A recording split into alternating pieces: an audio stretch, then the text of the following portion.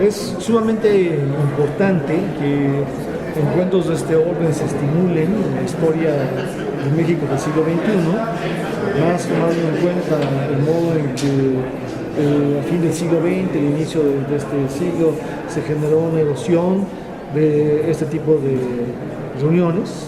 Es muy importante que se reactiven, que se relancen históricamente con la perspectiva de evaluar el lugar en el cual se encuentra económica y políticamente México ahora. El México del siglo pasado fue un México caracterizado por un nacionalismo ejemplar en la historia de América Latina, incluso del mundo.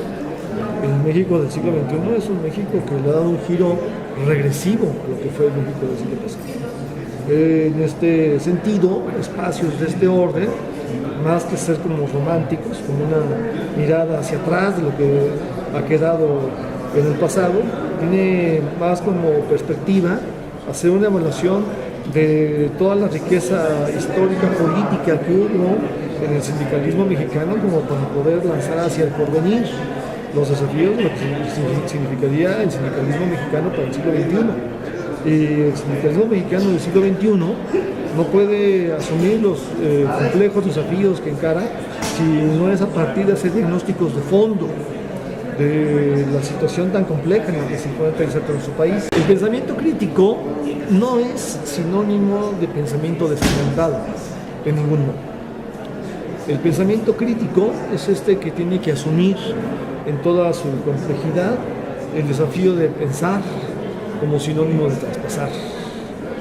Ver lo que los demás no pueden ver a partir de fundamentar científicamente la conceptualización del mundo solo puede tener sentido si es para intentar absorber y trascender el sinsentido del mundo. Esta devastación que en muchos planos de la vida moderna se puede identificar del modo en que está funcionando la economía contemporánea, es fundamental reconocerla y asumir trascenderla. El capitalismo necropolítico, que ha hecho de la política de muerte fundamento nuevas formas de acumulación por desposesión, que establece una conexión estructural entre la economía criminal y ciertos grupos de la clase política, ha llevado al extremo una dinámica de acumulación por desposesión, de conversión de lo que debió ser riqueza social en riqueza privada, para generación de grupos de poder dentro del país o para franco tributo y transferencia de riquezas al extranjero. El capitalismo necropolítico ha llevado muy lejos la acumulación por desposesión que en México empezó desde principios de los 80. Y eso coloca a un país como México y como Colombia en las peores situaciones de América Latina.